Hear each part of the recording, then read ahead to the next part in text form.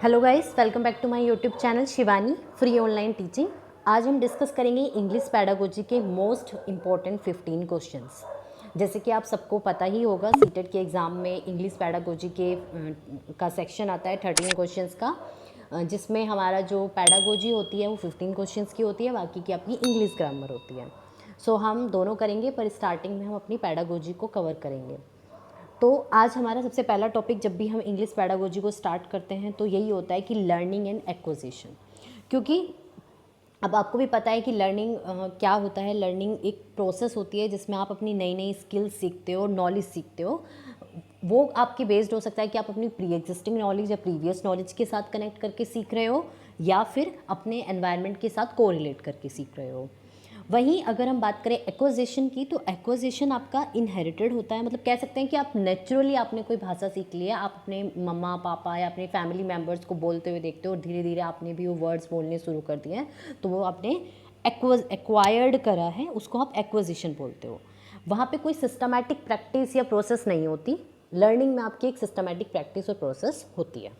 तो चलिए स्टार्ट करते हैं। पहला है question number 1, which of the following is prerequisite to learning a language. किसी भी भाषा को सीखने के लिए जो सबसे पहले प्री रिक्विजिट होता है वो क्या होता है, यानी कि ज़रूरत किसकी पड़ती है जब आप कोई भाषा सीखने जाते हो या कुछ भी सीखने जाते हो। तो ऑप्शन है, option number 1 motivation, B habit formation, 3 is imitation and 4 is oral approach. Sorry, फिर से बता देती हूँ। पहला आपका मोटिवेशन यानी कि अभिप्रेरणा, सेकंड जो है आपका वो है हैबिट फॉर्मेशन, यानी कि आपको आदत हो गई उस चीज़ की, आपकी हैबिट बन चुकी है। थर्ड इमिटेशन, रटना, और 4 आपकी ओरल अप्रोच, यानी कि आप बोल बोल कर सीख रहे हो। सो इसका जो करेक्ट आंसर होगा वो होगा मोटिवेशन, क्योंकि आप बिना मोटिवेशन के यानी कि बिना अभिप्रेरणा के आप कुछ भी नहीं सीख सकते। जब आप कुछ भी नहीं सीख सकते बिना अभिप्रेरणा के, सीखना बहुत अलग होता है। आपको कोई ज़बरदस्ती कुछ करा रहा है तो वो सीखने में नहीं आएगा, क्योंकि आप खुद ही नहीं सीख रहे हो उस चीज़ को। आपका खुद का आप खुद मोटिवेटेड नहीं हो। सो मोटिवेशन जो है इसका करेक्ट आंसर है। नेक्स्ट है हमारा क्वेश्चन नंबर 2। चलिए अब अपने क्वेश्चन नंबर 2 पे चलते हैं। Learning is a language. Learning एक भाषा है। लर्निंग एक लैंग्वेज है। वो कौन सी लैंग्वेज है? किसी भाषा को सीखना क्या होता है, मतलब कौन सी प्रोसेस होती है। आप कोई लैंग्वेज सीख रहे हो तो वो कौन सी प्रोसेस है? लास्ट प्रोसेस है, इंस्टेंट प्रोसेस है, इंक्लूसिव प्रोसेस है, या ग्रेजुअल प्रोसेस है?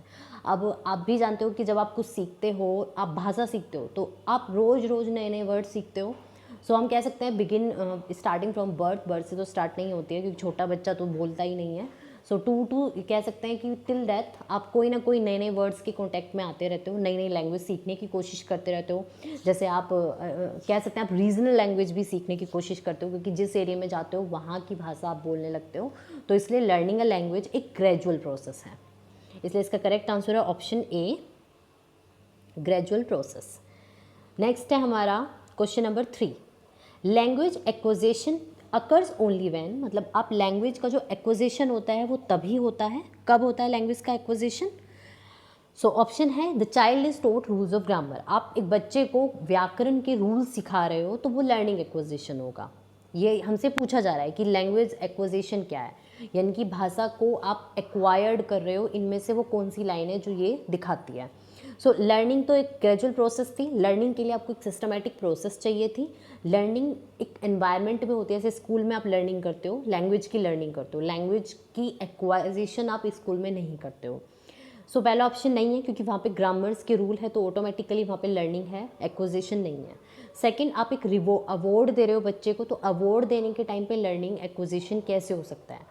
आप उसको लर्निंग लैंग्वेज को लर्न कराना सिखा रहे हो तो वहाँ पे आप उसको अवार्ड दे सकते हो, ऑटोमेटिकली नहीं सिखाएगा, एक सिस्टमेटिक प्रोसेस है। थर्ड, लैंग्वेज को आपने एक्सपोजर दे दिया टू द लैंग्वेज, मतलब बच्चा अपने हिसाब से कोई भाषा सीख रहा है, तो दैट इज लैंग्वेज एक्विजिशन। इसलिए इसका जो करेक्ट आंसर होगा क्वेश्चन नंबर 3 का, वो 3 ही होगा।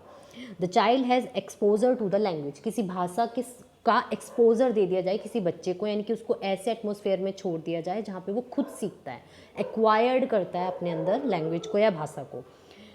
नेक्स्ट है हमारा क्वेश्चन नंबर 4। क्वेश्चन नंबर 4 है, पियाजे के अकॉर्डिंग टू पियाजे learning occurs due to. Learning किसके कारण होती है? पहला, इनबोर्न स्पीकिंग एबिलिटीज़ के कारण। सेकंड स्टिमुलस कॉग्निशन के कारण, third is assimilation and adaptation के कारण, and fourth is scientific investigation. अब जैसे कि हमें पता है जब भी प्याजे की बात आती है तो कुछ वर्ड्स आते हैं, एसिमुलेशन, एकोमोडेशन एंड अडेप्शन।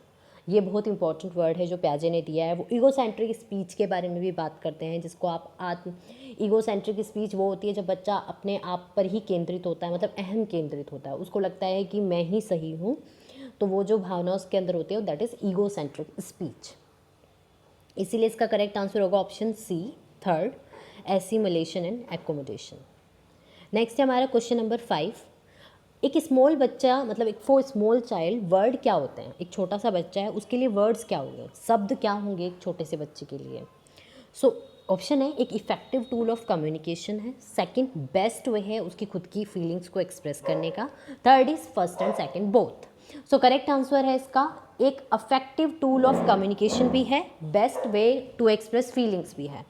तो इसीलिए बच्चा जो है वो वर्ड्स को दोनों तरीक़ों से देखेगा, इसलिए इसका करेक्ट आंसर होगा option 3, both 1 and 2। So answer है इसका ऑप्शन 3, लगा देते हैं हम पहले 3। नेक्स्ट है हमारा question number 6। When young learners seem to lose interest in lesson, the teacher should। जब कोई बच्चा लॉस करता है अपना इंटरेस्ट किसी लेसन में, तो टीचर को क्या करना चाहिए? कहते हैं कि जब तक इंटरेस्ट नहीं होगा तब तक आप कोई चीज़ अच्छे से नहीं सीख सकते।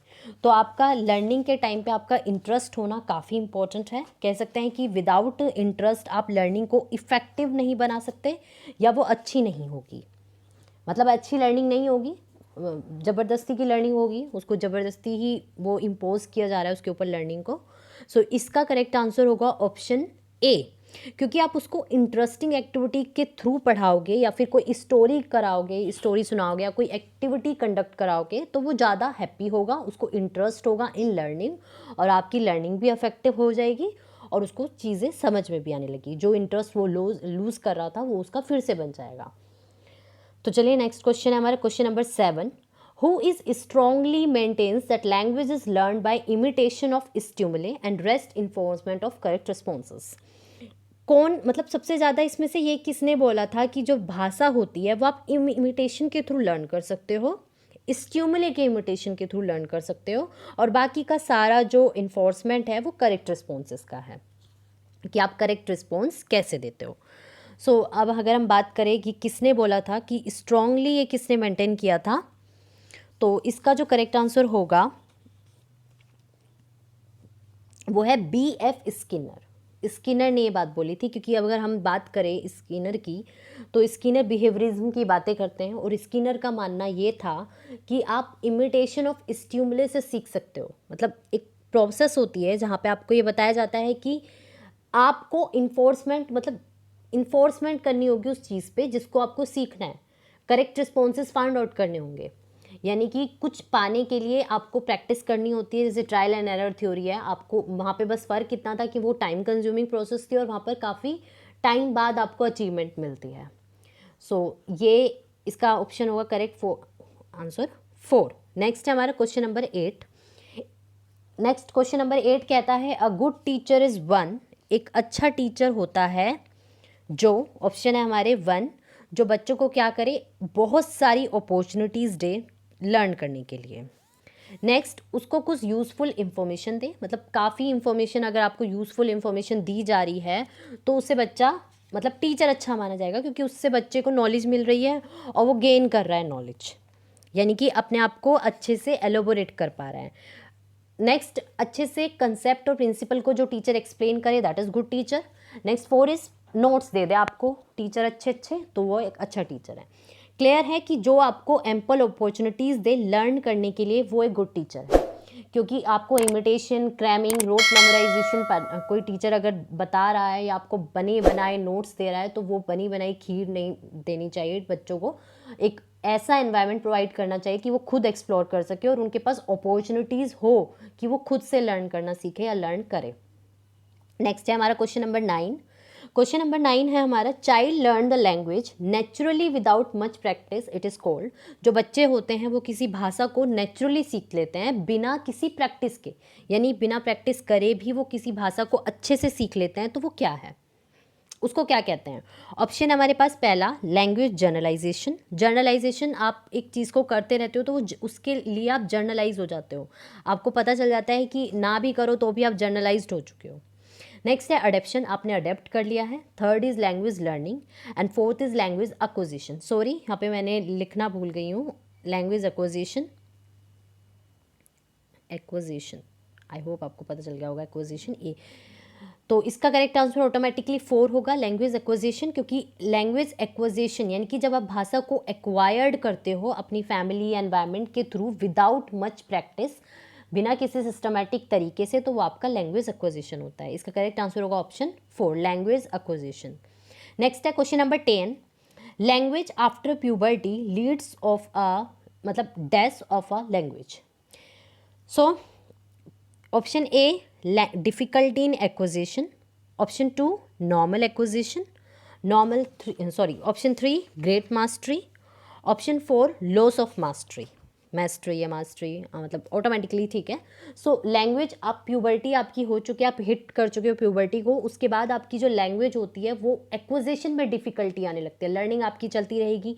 नॉर्मल एक्विजिशन आपने पहले ही एक्वायर्ड कर लिया है, मास्टरी आपकी नहीं होगी, या मास्टरी जो पहले बनाई थी वो ख़त्म हो जाएगी, ऐसा भी नहीं है। तो इसका करेक्ट आंसर होगा ऑप्शन ए, कि आपको जो एक्विजिशन होती है उसमें डिफ़िकल्टी आने लगती है, क्योंकि कहते हैं कि बच्चे स्कूल जाने लगते हैं तो उनका जो एक्वायर्ड वाला एनवायरनमेंट होता है वो शिफ्ट हो जाता है लर्निंग एनवायरनमेंट पे। क्वेश्चन नंबर 11 है हमारा next, responsibility of a language teacher as a facilitator is, option A to create a number of opportunities for the learners to use the language meeting fully, language meaningfully, मतलब language को meaningfully सीखने के लिए आपने एक number of opportunities create कर दी है, तो उससे क्या होगा। नेक्स्ट है आपने लॉट ऑफ अपॉर्चुनिटीज़ या लॉट ऑफ इंफॉर्मेशन बच्चे को प्रोवाइड कर दी है जो बच्चा अच्छे से सुनता है। नेक्स्ट आपने पोस्टिकल कंट्रोल रख लिया है क्लास पे in order to complete the syllabus in quick time. Next है question number 4, read the, sorry option number 4 है ये, read the lesson aloud and provide explanation for each line, आपको हर लाइन की एक्सप्लेनेशन प्रोवाइड करनी है और लाउडली आपको वो चीज़ पढ़नी है। सो क्वेश्चन नंबर 11 ये कहता है, अब हमसे पूछा गया है कि एज अ फैसिलिटेटर इनमें से एक टीचर को क्या करना चाहिए, एक टीचर क्या करेगा। सो अगर हम बात करें एक लैंग्वेज फैसिलिटेटर की, तो जब भी आप सिखाते हो, मतलब टीचर जब भी कुछ सिखाता है तो वो ट्राई करता है कि बच्चे खुद सीखें, तो इसलिए इसका करेक्ट आंसर होगा ऑप्शन ए, एक नंबर ऑफ अपॉर्चुनिटीज़ क्रिएट की जाए जिससे बच्चे जो हैं वो अपने आप उन चीज़ों को सीख सकें। नेक्स्ट है question number 12, very good method of learning vocabulary, मतलब अच्छे से वोकेबलरी को अच्छे से सीखने के लिए इनमें से बेस्ट मेथड कौन सा है। Option 1 writing, option 2 watching movies, option 3 talking and reading, and option 4 is both 1 and 2। सो इसका करेक्ट आंसर होगा बोथ 1 and 2। आपको ही पता है जितना ज़्यादा आप बाहर जाते हो, जितना ज़्यादा आप मूवीज़ देखोगे, जितना ज़्यादा आप लिखोगे, उतना ज़्यादा आप अच्छा सीखोगे, मतलब लर्न वोकेबलरी सीख पाओगे। रैंडमली अगर आप देखो, अगर आप बातें करोगे और पढ़ोगे तो उस टाइम पे आपका अपनी लैंग्वेज ज़्यादा होगी, वोकेबलरी आपकी लिमिटेड हो जाएगी, एक्सपेंड नहीं होगी, क्योंकि हो सकता है आप जिससे बातें कर रहे हो या जिससे जहाँ से पढ़ रहे हो वहाँ की वोकेबलरी फिक्स्ड हो, वोच मतलब बड़ी ना हो, वोस्ट ना हो, इसलिए इसका करेक्ट आंसर होगा ऑप्शन 4। नेक्स्ट है क्वेश्चन नंबर 30, बच्चे students who don't have the opportunity to use the target language outside the classroom demonstrate much lower levels of language competency, this can be overcome by, वो बच्चे जो opportunities नहीं मिलती जिनको अपनी language को मतलब क्लास के बाहर सीख पाना, वो डेमोस्ट्रेट करते हैं लोअर लेवल्स ऑफ लैंग्वेज को, कॉम्पिटेंसी को, इसको आप कैसे ओवरकम करोगे, इस प्रॉब्लम को आप कैसे ठीक करोगे, जो ये दिक्कत आती है बच्चों को लैंग्वेज सीखने की, कि जो बाहर की जो लैंग्वेज होती है वो उनके साथ मैच नहीं कर पाते, मतलब उनकी जो टारगेट लैंग्वेज होती है, उनकी जो पर्सनल लैंग्वेज होती है वो एक दूसरे से कॉम्पिटेंसी लैंग्वेज के साथ मैच नहीं कर पाती। सो इसका करेक्ट आंसर होगा, आपको एक सेट देना पड़ेगा उनको कॉमनली यूज्ड सेंटेंस का और वोकेबलरी का, जो वो एक्सपेक्ट कर रहे हैं, which they are expected to use, यानी कि जो उनको एक्सपेक्ट करना चाहिए वही वो एक्सपेक्ट करें या वही उनको वो अवेलेबल हो, इस तरीके की आपको एक सेट बनाना पड़ेगा कॉमनली यूज सेंटेंसेस का और वोकेबलरी का। इसलिए इसका करेक्ट आंसर था ऑप्शन 2। नेक्स्ट है हमारा question number 14, what is taught is not what is learn, because जो आपको पढ़ाया जाता है और जो आपने सीखा वो सेम नहीं होता, क्यों? ये हमारा क्वेश्चन है। ऑप्शन 1, अ टीचर और learner can never fully master any discipline. कोई भी टीचर फुली एक्सप्लेन मतलब फुली अच्छे से, ऐसा नहीं हो सकता कि हर टीचर को फुल नॉलेज है या वो पूरा का पूरा फुली नॉलेज रखता है। एक टीचर भी सीखता रहता है, मतलब जितना नई नई चीज़ें, जैसे एनवायरनमेंट चेंज होता रहता है उसी तरीके से नई नई चीज़ें उसको पता चलती रहती है और नई नई चीज़ें वो बच्चों से शेयर करता रहता है। सो अडेप्टिव नेचर मतलब चेंजेस होना ज़रूरी है। नेक्स्ट है हमारा, एक स्टूडेंट्स जो होते हैं वो अटेंशन पे करते हैं इनफॉर्मल डिस्कशन में। तो स्टूडेंट जो होते हैं वो अटेंशन पे करते हैं सिर्फ इनफॉर्मल डिस्कशन में, ये भी इसका एक ऑप्शन है। नेक्स्ट है, एक टीचर का जो सोशल इकोनॉमिक लेवल होता है वो डिफ़र करता है स्टूडेंट्स से। नेक्स्ट है, स्टूडेंट्स क्या करते हैं, कैरी करते हैं different personalities and come from a variety of backgrounds, मतलब डिफरेंट वेराइटी से वो आए हुए हैं। सो इसका करेक्ट आंसर क्या होगा, आप एक बार थोड़ा सा सोच लीजिएगा, जिससे आपको पता चले कि आपने जो अज्यूम किया आंसर वो सही है गलत। अब देखिए, बच्चे जो होते हैं वो डिफरेंट एबिलिटीज़ और पर्सनालिटी कैरी करते हैं और वो कई वैरायटी ऑफ बैकग्राउंड से आते हैं। इसीलिए जो आप पढ़ा रहे हो वो आपको लर्न हो रहा है ये ज़रूरी नहीं है, क्योंकि सबकी लर्निंग रिक्वायरमेंट, सबका लर्निंग का तरीका, सबका बोलने का तरीका, मतलब इंडिविजुअल डिफरेंसेस बोल सकते हैं हम इनको, उनके बेसिस पे ये चीज़ सेम नहीं हो सकती। नेक्स्ट हमारा लास्ट क्वेश्चन है, child of class two fall sick very often. Child of a class होगा यहाँ पे, वो जल्दी जल्दी बीमार हो जाता है और वो मतलब ही हैज़ टू बी अपसेंट, उसको क्लास से अपसेंट रहना पड़ता है। किस लिए? क्योंकि वो मेडिकल एडवाइस लेने जाता है अगेन एंड अगेन। और ये जो प्रॉब्लम है ये उसकी किस चीज़ को अफेक्ट करेगा, ये हमसे पूछा जाएगा। मतलब उसको कैसे ये अफेक्ट करेगा, ये प्रॉब्लम उसको कैसे अफेक्ट कर रही है या किस पर्सपेक्टिव को, किस पॉइंट को अफेक्ट कर रही है, उसके देखा जाए तो एबिलिटीज़ कौन सी अफेक्ट हो रही है उसकी, ये क्वेश्चन है।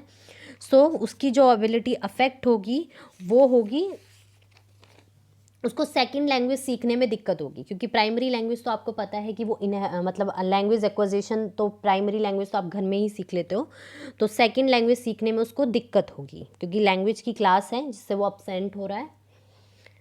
आई होप गाइज आपको मेरा लेक्चर पसंद आया हो। ये मोस्ट इंपॉर्टेंट 15 क्वेश्चंस थे इंग्लिश पैडागोजी के, और ये प्रीवियस ईयर के क्वेश्चन है तो ये रिपीट भी हो सकते हैं या होते हैं।